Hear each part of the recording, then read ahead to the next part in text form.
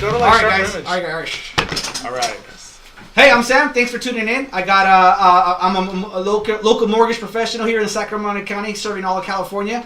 We got Peter, a real estate broker, been in the business for 10 plus years. Holly, she's been in the business, experienced realtor, has got a ton of business, does a lot of business in the Bay Area. So we brought them on.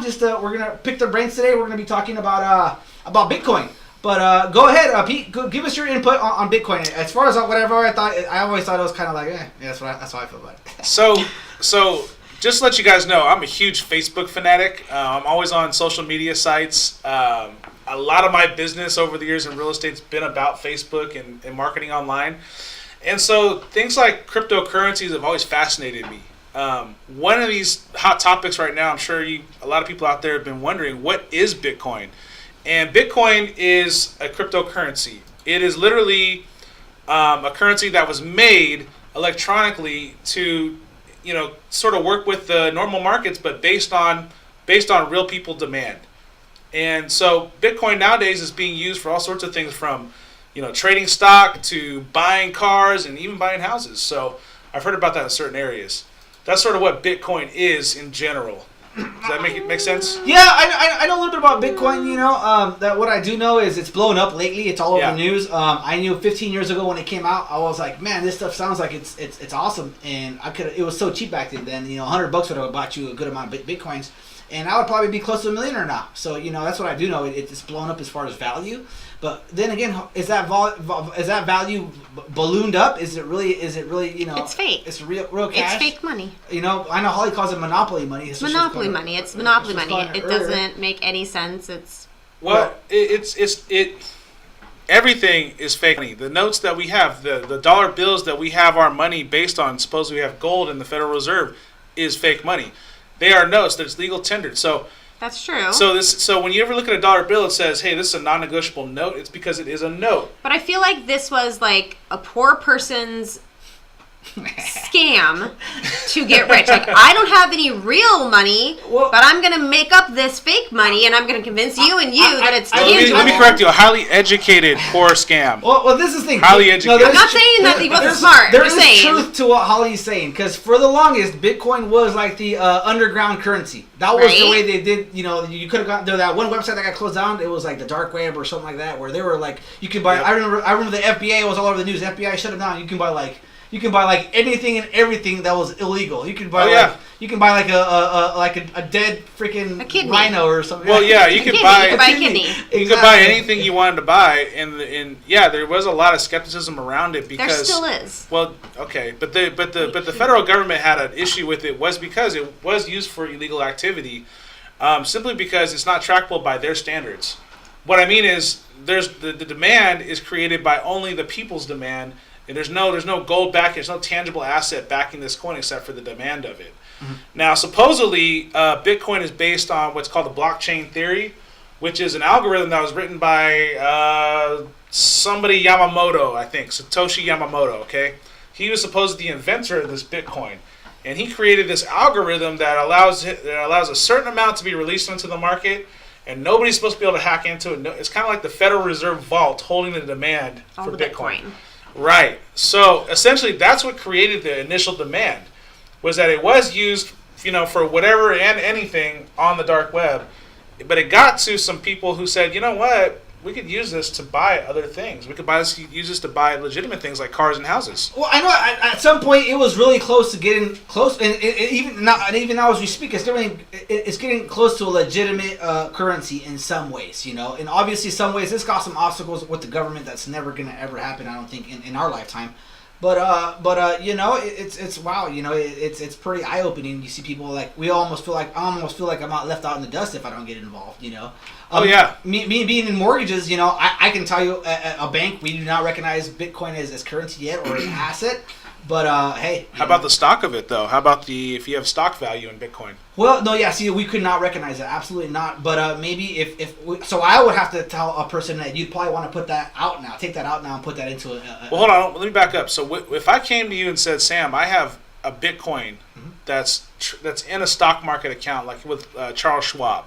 Oh, and I it's see. and I have it's worth $10,000. I see. Could I sell that and be collateralized like any other stock? I think it would be more like what Charles Schwab's would value your total investment account at, or what the market would. Yeah, what we would. We'd be more right? concerned with that more so than. And I know if it's flat out, you say if you just come into a lender and say you got Bitcoin in the bank.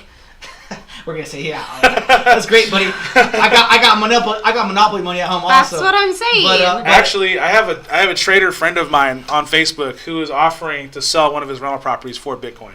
Oh, really? Which I feel like you're always For going to find those freaks out there. 150 Bitcoins. God bless them. Will that dude take some monopoly money? Dude, that's how. Right? Can I purchase it with my unicorn? Like I don't. It's just. I mean, it's a hype. And I get what you're saying. I mean, everything is based on like this demand, whether we feel like it's real or not. Right. But it's literally like the way I envision it is just some guy who had no money was like, I'm going to make my own money. I'm going to convince everybody else this is going to be money, and then we're going to use it. And just as dead as it was like 15 years ago, give it another 10 years, and everyone's going to be like, remember when everybody freaked out over Bitcoin? Well, but you know what, Holly? A And it's lot gonna of be financial nothing. professionals, even Mad Money, that show on there's a lot of TV. There's a lot, even the news. A lot of people in the professional world on Wall Street think that this is actually going to become a real currency. There's a lot of people that about everything. Because it's kind of one of those things where it's caught to too many people's attention. I feel like it's very similar to Y2K. Like remember when like the year 2000 was rolling around, everyone's like, everything's gonna blow up. True. I feel like it's the same thing. It could be, and there was the .com boom, and what you're talking about, that did happen. But hey, the key is key word is boom. That's where the money's made. The key word is it going to crash? Everything's going to crash eventually. So are you invested in Bitcoin? I am not. Are you? I've been thinking about it. No, I'm not. But he makes a good point. Pete makes a good point. It's like get it while it's hot. Get it while it's hot. But the problem is now is all these people that's already hot, all these people buying Bitcoin now. Might be too late, and which is why they've made all these other new coins. Have you heard about the new coins that came out? Oh yeah, exactly. And I'm glad you said that. There's like so many now. It's like wow, which one's going to be the one? There's always going to be copycats, right. And none of them are going to. Which one's going to be prevailing? Because exactly, some of them are going to be garbage. Right. So what do you do? Well, doesn't you feel like that'll devalue the Bitcoin though? So if I make a Holly coin, you make a Pete coin, you make a Sam coin, you have all these different coins, and all of a sudden Bitcoin isn't that valuable because everyone's kind of spread out all over everywhere. Like they should make like the Mexican coin, or something. Yeah, there is a Mexican coin. It's called a peso. Oh yeah, it's 18. Well, see, that doesn't work though, because that's like $18. That's real money, whereas that's 18 American dollars. Bitcoin is not real money. Can you guys define what real money is then? What's the definition of real money? Well, like I can bury it in my backyard in a jar. Well, I don't know. So it's tangible. So it has to be tangible to be real. It's tangible to me. I don't. To me, there's too much risk with Bitcoin. It's a fact. Well, here's the question for you guys: is there real current ongoing real estate transactions that are being provided funded in Bitcoin? Please tell me no. I've done thousands of transactions, okay? Mm-hmm. And I personally haven't done a transaction yet with Bitcoin. I think I would laugh if somebody called me up and said, hey, I want to buy a house. I've heard people soliciting for Bitcoin. And I did see something online, and who knows what online really means anymore, but I did see something online where somebody actually did buy a really expensive estate with Bitcoin. And I can see why. I mean, look, I'll put it like this. Or did somebody write an article about somebody buying one? Like, did it really happen? Let me play devil's advocate. Let's just say that you're right for a second. Let's just say that Bitcoin is monopoly money. But the fact that somebody bought, let's say, like Sam said, if I would have bought it 15 years ago, I might be rich. Hell yeah. Let's You'd just be say, fake rich, though. You'd be like internet no, rich. not really, because look, yeah, check this out. True. What if they bought that Bitcoin 15 years ago and they just sold their stock? Yeah, at top of the market, and they made millions of dollars. Right. Oh, okay. Right. Now that just became a real thing. Because it got turned into real money. Exactly. But the point is... So Bitcoin is not real money. The point is, what is the definition of value? Is the difference between value and actually it's real. And Pete makes a really good point. It really comes down to the value of... it's and almost like the phrase, it's the beauty is in the eye of the beholder. Like if the seller it has value and sees the value in Bitcoin, and you can easily write up a real estate transaction. Yes, this is this is currency or equivalent to this, and that's going to happen, right?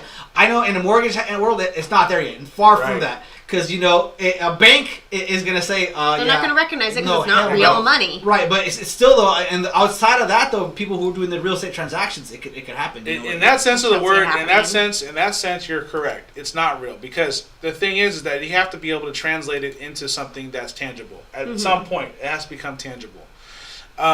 the minute that Bitcoin doesn't become tangible and we're just trading demand, that's what you call a future. And if you guys remember the tulip boom when the stock market, you ever heard about the tulips? No. Well, there was a guy in the Middle Ages who was selling tulips, okay? And he was selling so many tulips, but when the tulips ran out, guess what? The demand skyrocketed. Well, guess what happened? People started figuring out, well, I can grow my own tulips. Yeah. And when they started growing their own tulips, the market was flooded with tulips. What happened to the price of tulips? It went down. Overnight. And that is something that could very well happen with Bitcoin. That's what I see happening with Bitcoin. A lot easier than most other things because there really isn't anything tangible. Unlike us, we still believe there's a ton of gold in the Federal Reserve, which is why we think it's a limited supply. But yet we still print our own money. Yeah. So everything can be devalued by an influx of a lot of it being left on the market. So I think we're all right in a sense, right? Yeah, exactly. I think I'm completely right. Exactly. Until the government gives it a green light, it's always going to be. And the government's never going to give it a green light. Well, Holly, if you make Holly coins, I will buy 10,000 of them right now. Look, I just made some. There you go. Thank you. I'll trade you my fake money for your real money. That's right. I'm going to start my own currency. It's going to be called Sam's. Sam coin? Giggle money. Giggle money. Giggle money? Giggle money? That's Giggle sounds you like... giggle when you get it? Like a Scrooge McDuck? That's a little disturbing. I'm disturbed now. Hey, well... We've gone too far. Hey, guys, we got to wrap it up here. It's about that time. Fantastic. So let's say hi, everybody. Goodbye, everybody. Thanks for tuning in. And check out... This is our first Dry Run podcast. We're going to have some more. And let us know what topics you guys want to discuss or what's on your mind. And we'd love to check it out. So, all right. Pete, Holly. Thanks, Sam. Thanks, guys. Thank you. Yep. See y'all.